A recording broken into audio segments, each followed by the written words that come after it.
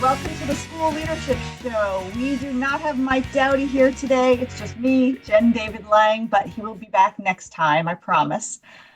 Today, we're going to talk about Harry K. and Rosemary T. Wong's most recent book, The New Teacher Induction Book, How to Recruit, Train, and Retain New Teachers, published just in 2024. And it's the book I'm summarizing for the main idea this month. Harry and Rosemary Wong need no introduction. They are educators who have dedicated their lives to the development and well-being of teachers, in particular new teachers. I first heard about them when I came across their classic book on classroom management, The First Days of School, and I did summarize that in the first year of the main idea in 2007. And I'm sure just about every educator I know has, read this book. It has sold millions of copies. On a more personal note, I got to know both of them when I met them in person, and they hired me to write some PD ideas for one of their books. And not only are they outstanding leaders and educators, they are just gracious, kind, thoughtful educators and people, and they truly serve as role models of the best of what this field can be. Unfortunately, we lost Harry last year, and he is sorely missed. Luckily, I'm honored to be here today to talk about the Wong's most recent book with an educator who is featured prominently in the book, Tara Link. Tara Link developed, and she's the coordinator of a new teacher induction program called SHINE, which is an acronym. I love acronyms. She'll explain that for you. And she developed it for the Moberly School District in Missouri. She also recently published her own book on the topic of teacher induction. We'll get to that too. So congrats on that, Tara. And I deeply appreciating the time that you're taking to speak with me today. So welcome to the show.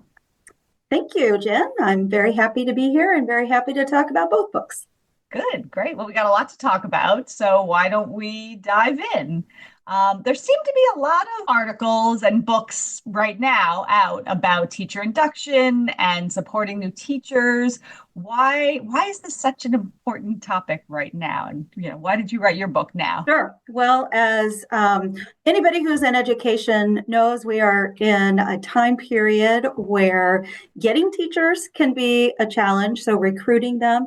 And then retaining them can also be a challenge for maybe many different reasons than perhaps they were even 5 or 6 years ago. And so there was certainly a need to really start to capture what are the pieces that can impact not only a district, but just the profession in general as far as how we can help retain and then also definitely recruit.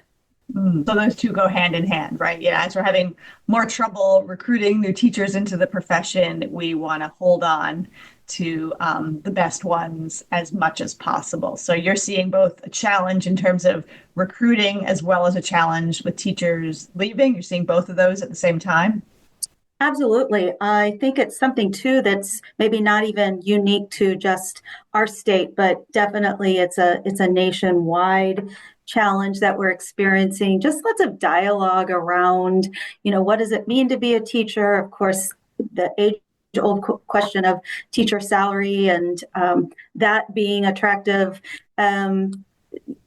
Just a lot of different layers, I think, that we're having to explore. It's not just one thing or one issue, but a multi-layer approach to really looking at that. Yeah, it's challenging. I read in a recent article that 11% on average of your first year teachers are going to leave by the end of the first year, and that 20 to 40% leave within the first 5 years. So it does seem key to focus on those newest teachers. While sure, we have teachers who are maybe retiring earlier than they would have a few years ago, but I think it's that beginning time period. And a statistic that I read in the Wong's book was that about 50% of teachers receive no induction at all. And it is very hard to be a new teacher. Of course, we were both new teachers at some point, but for the sake of asking on a podcast, what are you seeing? What is so hard about being a new teacher? And is it harder today than when I started or you started? What's so hard about it? Sure. Well, and to your point about there being a lack of opportunities for induction programs, I think, everybody has a welcome committee.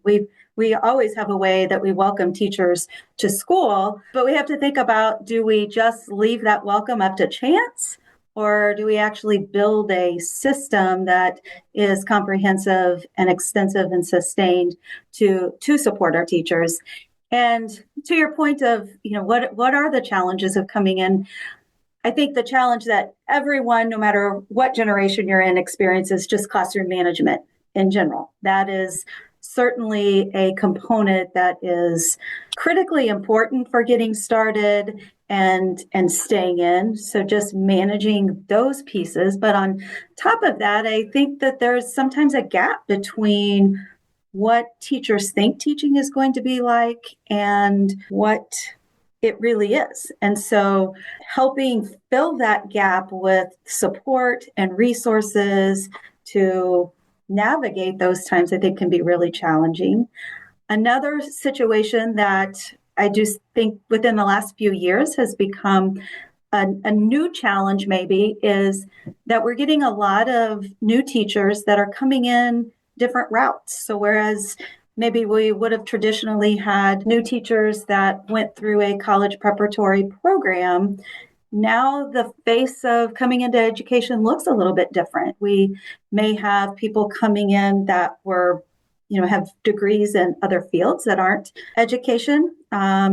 They maybe are working on their degree while they're teaching, or we've even had examples of people who are in the school maybe in a role different than being a classroom teacher, such as being a paraprofessional, who are transitioning into the role of suddenly becoming the teacher of record. And so navigating all of those different needs that come with the different avenues for which we have people coming to us certainly is a challenge for them as well as us on the induction side. It's helpful to, it's been a while, right, since I've been a first year teacher. I don't know about you, but probably a while. So it's helpful to be reminded of these. I hadn't thought about some of these in a little while. I mean, first of all, that gap between what teachers think, right, from, I don't know, based on either what they saw on TV, or every teacher has been a student, right? My husband always says we're in New York City, where I think 50% of all new restaurants close within the first year, so higher than first year teachers.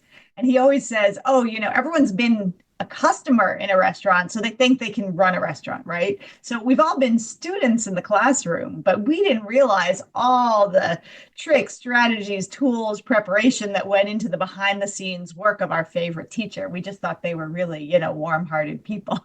So I hadn't thought about that gap.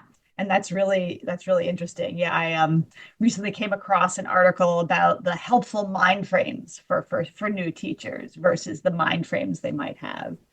And then this idea of this sort of alternative certification, as we have a harder and harder time holding on to our teachers, right? We want to open up more avenues, right? To let more in, but then we're not realizing that may come with a need for more training and more support while doing that, right? You can't change one part of the formula without changing the other part. And then you do mention classroom management. And I do hear a lot. I think every generation hears, oh, kids these days, they're so much worse, right? Oh, now they curse at you. Oh, now they pull out their cell phones.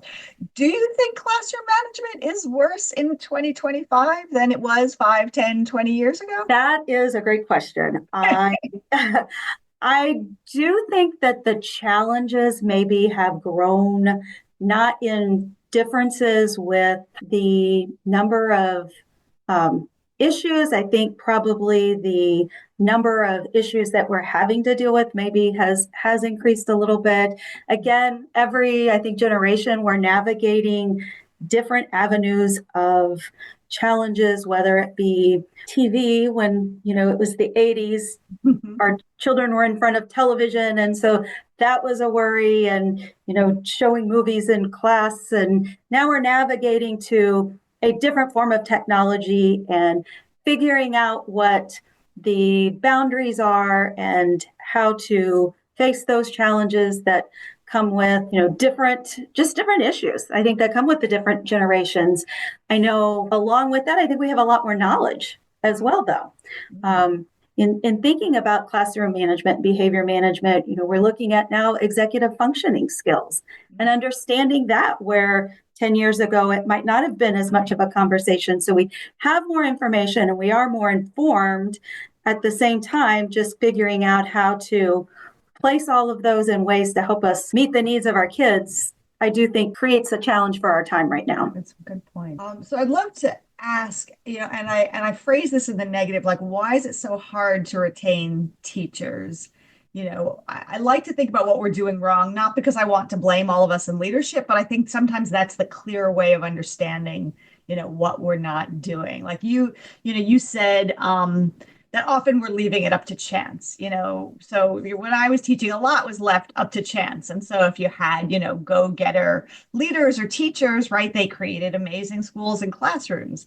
So what is it about induction that we may be getting wrong? Like why is it so hard to retain teachers? Well, if I had the exact answer to that, I feel like I would be able to really, really be making changes right away tomorrow. Okay. But I do have some theories about things that are important for us to really think about in the process of building those systems, no matter what size district that you're with. What we know is that generationally, again, I think having to recognize that the differences of different generations change and adapting to that. We talk a lot about differentiation in the classroom. And so we really have to recognize what that differentiation piece looks like, I think, for our teachers as well. One of the things I know that in the book, the teacher induction book by the Wongs, that I think is really powerful is the power of the stay interview. That was one of the chapters. I think that was chapter 7. And being really willing to tap into who you have there right now, find out why they are staying, and making sure that you continue to build upon that. I think that's a great idea that we need to make sure that we're capturing. We know that. Can I pause you there just because some Sure. people might not know? So the stay interview is different from an exit interview. I always say an exit interview is like an autopsy, right? They're already gone. Our teachers are gone, our employees, wherever. But the stay interview you do early enough with the teachers you want to stay to find out how they're thriving or not and how you could better support them. And I've been talking about the stay interview for years, and I usually suggest that leaders do it, around February, March. But in this book, what I thought was brilliant is that the Wongs say for new teachers, do it even earlier, like October, November. You have a sense. There's no new teacher who is fully formed by October, November, but you have a sense of the people who are new teachers, yet they're go-getters, they're willing to learn, they're willing to take feedback, they're working hard. You have a sense of who you want to stay. And if 11% of our first year teachers are leaving by the end of the year, they've probably made that decision by February or March. And that's a long time to go. So to start in October, November, meet one-on-one with your first year teachers to say, you're doing great. I'd like you to stay. You don't have it all figured out yet. That's okay. I don't have it all figured out yet. What can I do to better support you? But that timeline that they put in the book, I thought was brilliant. It is. And I can tell you firsthand from being the boots on the ground person for our district, it is critical. And that's where I have the joy of working directly with our beginning teachers day in and day out. And so being able to tap into those moments of finding out what is going well and what are the challenges, and really using a lot of follow-up opportunities in the form of anytime we do a PD session, we always ask for feedback, checking in with our mentors as well who are supporting these teachers and finding out what are they recognizing are important to the new teacher as well as to the district, to make sure that we're keeping those in check and just constant check-ins. And that is something that in reading information and literature and research about different generations is maybe the difference between like our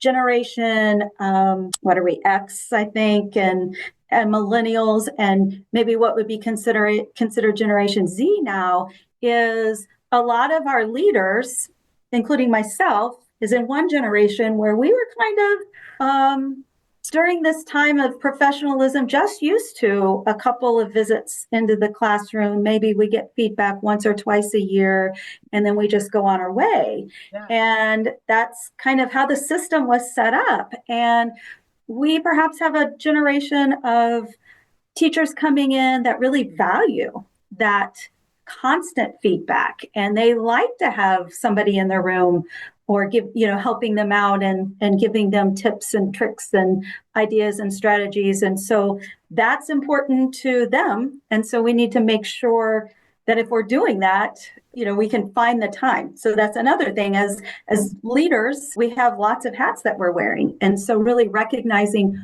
what is important to our teachers in the building. And so that constant feedback is one of them.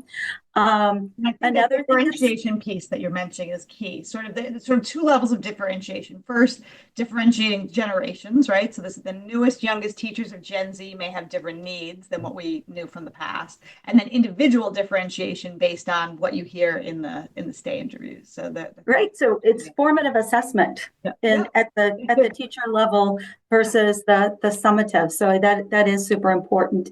We also know that career development is important for our new teachers. And so really providing kind of a clear pathway and mapping out options for them ahead of time instead of maybe leaving it up to them to figure it out, and really providing intentional options for them to stay engaged and ways for them to grow themselves and grow in leadership, I think is something that maybe hasn't always been quite as transparent in the profession, that we're recognizing is important.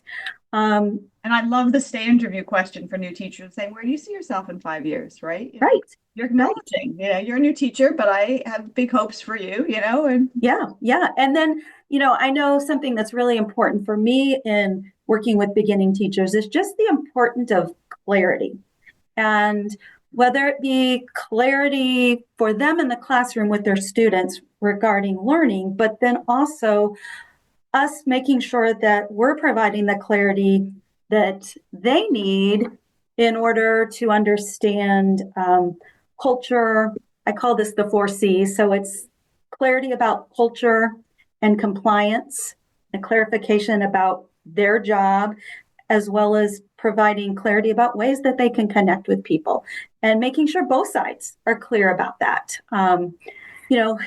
It's not one person's job really to support our new teachers. We want it to be everybody's. Takes a village. It takes a village, right? Right. That's actually another chapter in our book is. Oh, really? It really is. Yeah. And how we can just help each other lead from where they are and it become a culture of what we do. And whether, we're thinking about our school custodian to our food services people, to our technology support people, to our secretaries when teachers come into school, but how can we really make this a culture of supporting teachers, and what are some strategies for doing that? So, there's lots of layers, I think, about how we keep them. Yeah. But those are some that really tend to rise to the top. That's great. I want to dive specifically into the Wongs book, the new teacher induction book. And I really sort of pulled out 3 main themes, and maybe that's helpful for people to think about, that they found from research and experience, that for a new teacher induction and support program, it's helpful to build in collaboration, new teachers collaborating with each other and others, professional development that is tailored to them, and a particular kind of professional development. They talk about PD that doesn't work, which I want to talk about. And then they talk about having a comprehensive multi-year approach. So like what you said, it's not just the welcome and then leave it up to chance. It's far more comprehensive. So I thought maybe if we could talk for a few minutes about each of those, starting with the collaboration piece. Why is collaboration so important for new teachers, and what kind of collaboration do you believe they need? The collaboration helps them feel a part of the culture and helps them be not an outsider, but a part of building what we want to use to reach our mission. And I think it's collaboration on a lot of levels. It can be collaboration between the support systems, whether that be the coach, if there's an instructional coach there, the support that goes with having a mentor, the support from leadership really develops that importance of collaboration and just helping them feel a sense of belonging. Teamwork is important, and knowing that you're a part of something bigger than yourself, kind of having that North Star to be a part of, I think is really powerful for teachers to, feel the culture, know it's evident, know that it's focused and orderly, essentially that we've planned for them and we've planned for our culture and we've planned for collaboration. That helps them to build that capacity as well. And so when we create those opportunities and we intentionally plan for them, then we are developing, I think, those systems that they talk about for retaining. I love how in the book they talk about how this is done literally around the world. Yeah. That collaboration piece in Finland and Japan and Singapore, and really providing a global perspective of what that looks like and why it's important, and how it really contributes to, at the ultimate goal, educating our students. I love that, you tie the teamwork to having a sense of something bigger than yourself. Almost it helps to induct them into the purpose.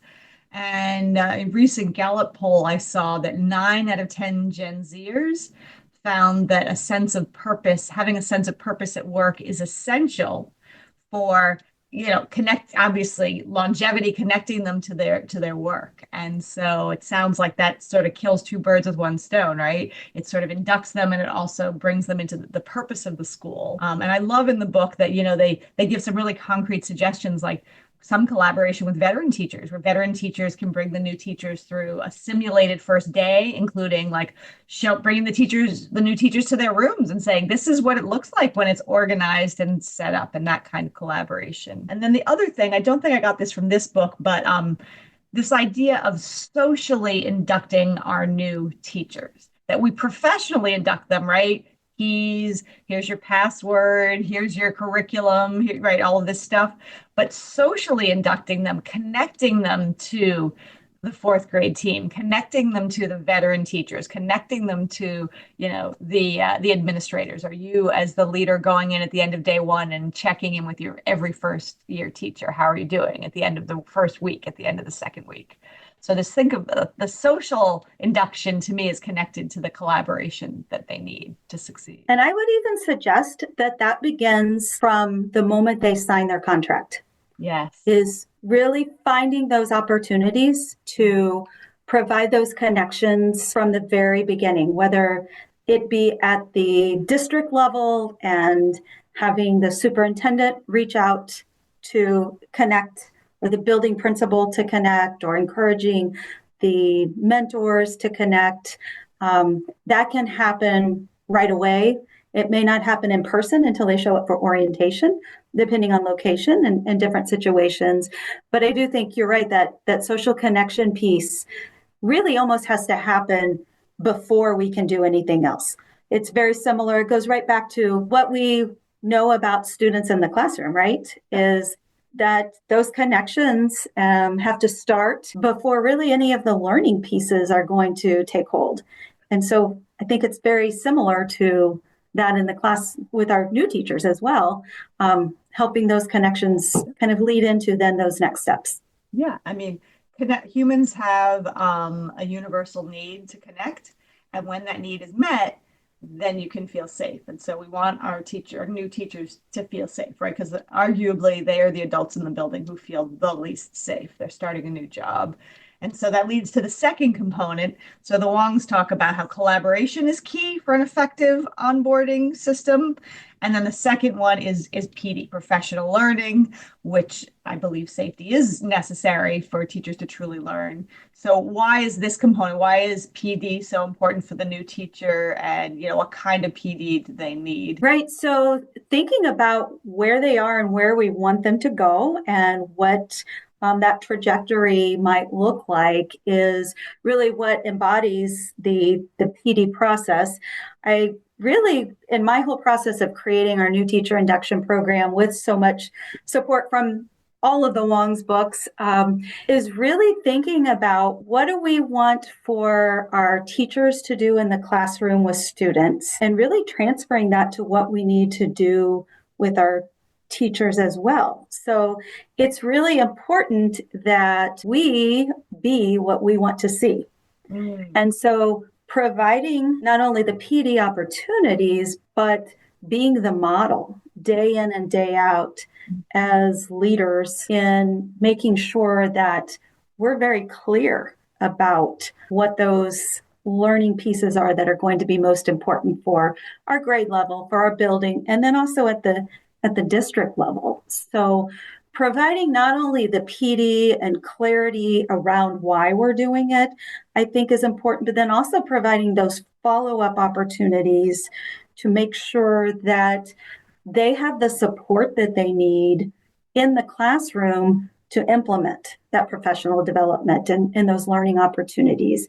If we just do a one and done and then send them back or on their way to do whatever we provide for them, our chances of it actually happening greatly reduce every day thereafter. But if we do have a systematic program in place through induction where we can provide those follow-up opportunities and very intentional moments of learning and application, then the opportunity for being more successful at it is definitely greater. And then again, it's also going to be best for our students, right? So at the end of the day, it's all about our students learning. And again, if our teachers feel supported and feel like they have the tools and the knowledge and the information and the understandings that they need to be successful, why would you want to leave? Yeah, yeah, no, I think for any PD, you don't want it to be, one and done. But then particularly for a first year teacher, the leaving the follow-up to chance as opposed to actually following up is not going to ensure that they have internalized the learning, and also you can't help them with the tweaking and massaging so that they get it right. And you've mentioned clarity several times, and I think that is probably a big part of why new teachers struggle and leave is our lack of clarity. If 90% of your teachers were there last year and they're very clear on the expectations and they know the 2-year goal, it's hard to go back and remember, oh, I've got to start all that, from scratch. And I might have to do a separate session with just the new teachers if I don't want, for differentiation. So I think that clarity is very important. The other thing the Wongs mention is that often the PD that we give to our new teachers is, what's the shiny new initiative? Oh, we have a new reading curriculum. So let's focus all of our learning on that. But really that we should be going back to basics. And, obviously their classic book, The First Days of School, really back to like procedures and all of that. So even if they did that in their pre-service or whatever program.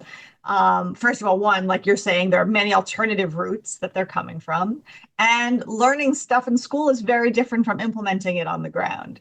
And so to really make sure that the professional learning for your new teachers, it focuses around just the real basics of, classroom management, lesson planning, student engagement, just those kinds of things.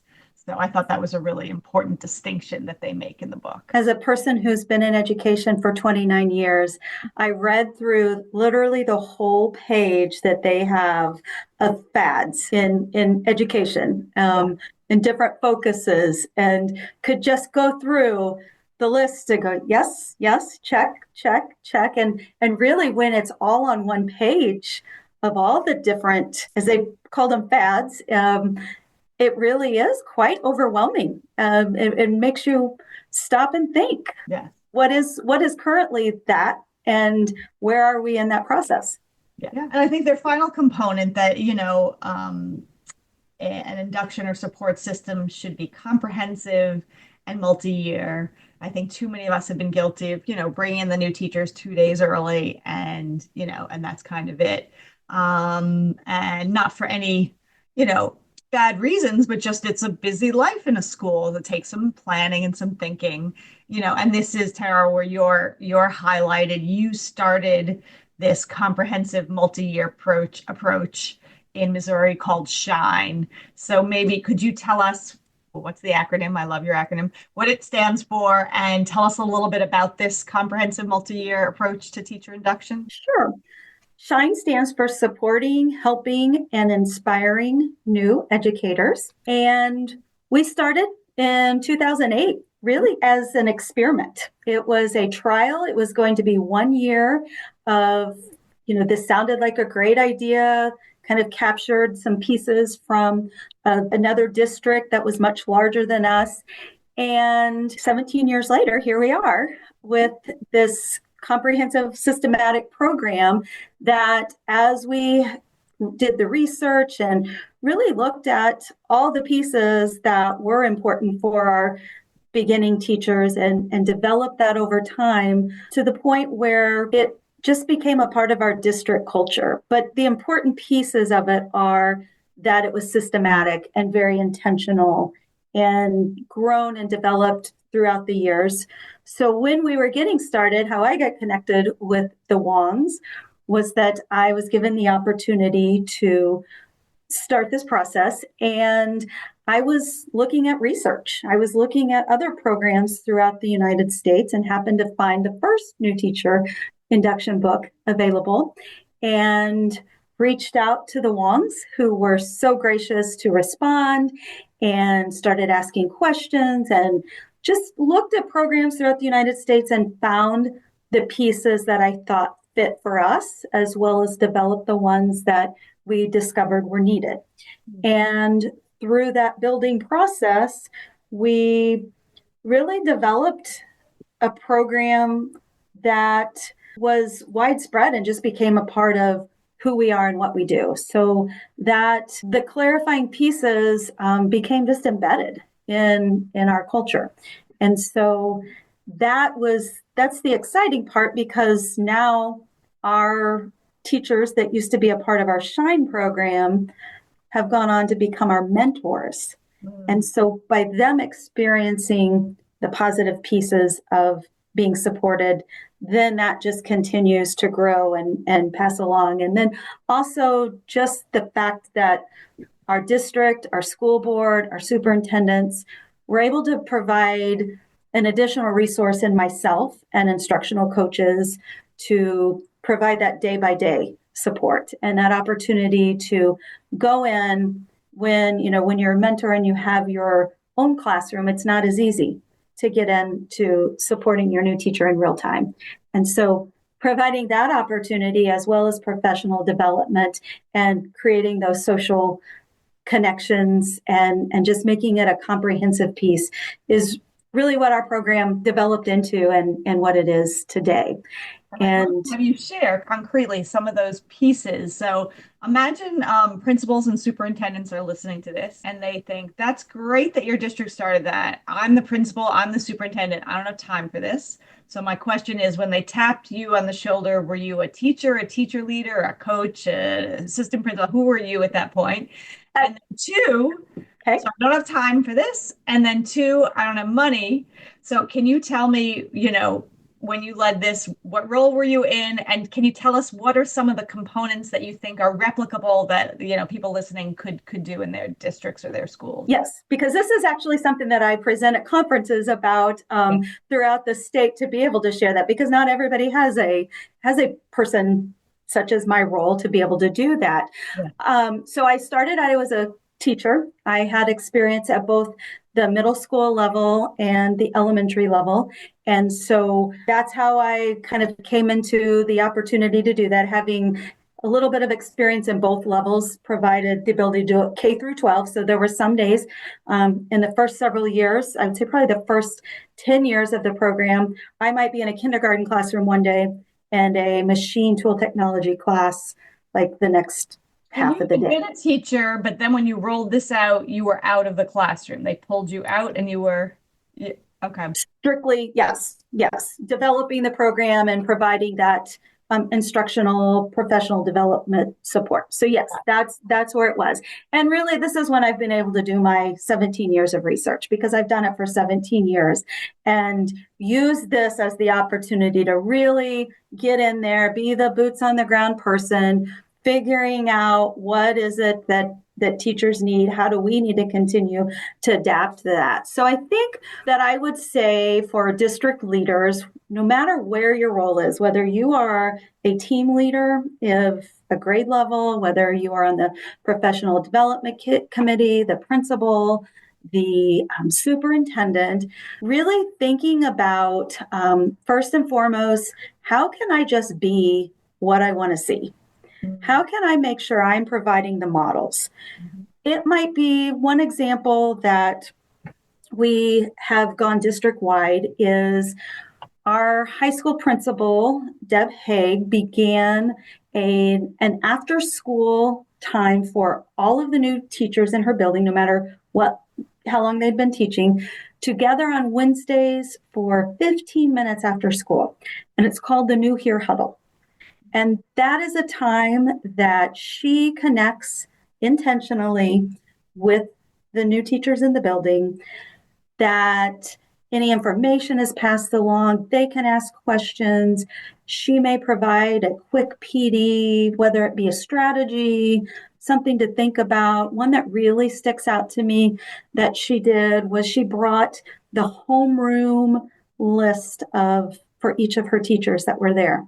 And she asked them to write down one thing about each student on their homeroom list that they know about their students that don't have to do with their performance in the classroom. That's not maybe educationally connected. And that was a moment then for them to really evaluate, okay, how well do I know these students and who are the students that maybe I need to make stronger connections with?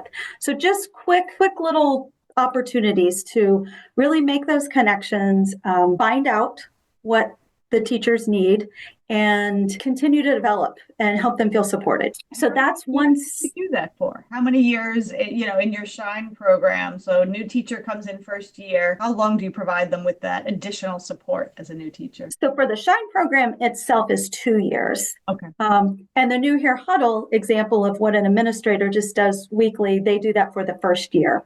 Okay. Of being there. And that has been, we had such a great response to that's something that's actually continued throughout the other buildings in the district. Mm-hmm. So that spread and as an effective resource for our district. Of course, everybody has to find, what works for them. Another thing to think about, I think, is just really finding out what are some resources that we can provide for our teachers that are available to them at any time. There's always questions that are asked every year, the same questions, whether it be in the building, how do I do attendance? How do I put in for a day that I need off?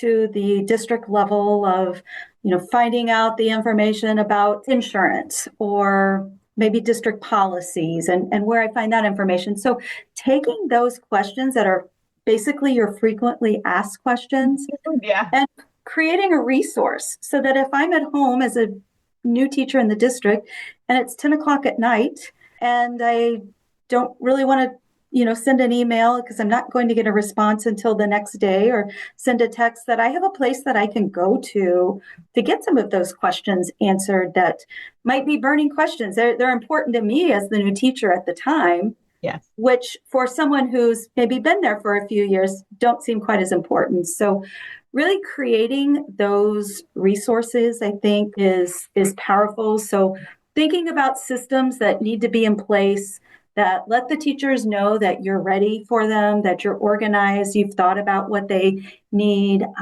checking the communication, check in with your former first year teachers and asking them, what do you wish you had that you didn't have? Or again, what worked that you want to make sure we keep or build upon, I think is another way to really find out specifically for where you are and what they're doing. Finding those ways to just, how do you know how your teachers are doing? And not just from a perspective of, finding what they need to find, or, are you getting your lunch every day, or whatever that might be. But, how do you tap into truly how are you doing? And that comes with being able to be vulnerable with them, I think. I think, again, modeling, being what you want to see in them, being intentional about making those connections, and also kind of how you handle when things don't go well is another way that, as leaders, I think we have to realize that how we respond to that is how they gauge what they can share with you, and let you know how it's going, and what it is that they need. Something else sometimes that I think that gets overlooked is, how do we use our resources? For example, if you have great teachers in your building that you want more teachers to see and know what they do, how can you utilize them in a role where you support their leadership opportunities? Maybe during that new here huddle time, like I described earlier, you bring the teachers in who have expert areas and allow them to share with your new teachers. If you have someone who's really good with technology, or someone who's really good with classroom management or lesson planning, highlight your best teachers in front of your new teachers, and you're building both at the same time. And that's where that leadership, leading from where you are, really comes into play. You're building capacity of both, and everybody wins. I really like it. Rather than sort of taking a multi-year approach and packaging it and passing it on and say, here, do this, you're really, again, differentiating. You're saying that, yes, you need to build a comprehensive approach, but it's going to look different depending on where you are. And, find out both from your teachers who've been there a few years what worked in supporting them, and then also find out what your resources are. Because maybe in my school, I have a teacher who's really strong in classroom management who'd be a great model. In someone else's school, they might not have that in the form of a teacher. So they might have to look for a book or a neighboring district or something else. So really sort of shape your induction program, your multi-year comprehensive induction program, based on your needs and resources, is what I'm hearing. I like to use the example, like cook uses a recipe. And so we can provide frameworks and recipes for induction programs, which I think the book does a really nice job of giving some outline examples of starting places of what you can do to kind of create that, the important systems. But then a chef takes a recipe and makes it their own. Mm-hmm. And so we have to be chefs in our district in recognizing how we make it our own, and what our teachers need, and how we can develop it from there. And this reference to the book is your book. So I want to make sure people know that your book, that it just came out, is called Teacher Induction That Works, A Lasting Impact from Day One. So you can look that up, Tara. Link. Great. So I want to be aware of your time. Any final thoughts, or any, if anyone's feeling overwhelmed, is it helpful? What's one thing that they could do to start, if this is seeming like a lot, as they're thinking about supporting their new teachers coming on for the next school year? Sure. So I think that a starting place is just pick one place to begin, whether it be in creating one system of support for the year. Maybe it's your resources that you would like to build and have those in place. Maybe it's finding ways to get your beginning teachers or your new teachers to have the opportunity to visit other classrooms, or to build their professional development. Maybe it's scheduling, instead of a meeting once a week for 15 minutes after school, it's finding a time to do it once a month. I like to use the example of just plus oneing what you're already doing, because small steps over time make a big impact. And so find a way to just plus one what you're already doing. Ask the people around you what you think that should be, and take that feedback and grow from there. I love that. We'll end on that strengths-based approach. So Tara Link, thank you so much again for your time. We started talking about Harry and Rosemary Wong's book, the New Teacher Induction Book. how to recruit, train, and retain new teachers out in 2024. And then, of course, your own book, which is out, Teacher Induction That Works, A Lasting Impact from Day One. So thank you again. I so appreciate you taking the time to talk to me about this very important topic. Thank you, Jen. It was a pleasure to be with you. Thanks for listening to this episode of the School Leadership Show, a podcast for aspiring and practicing school leaders.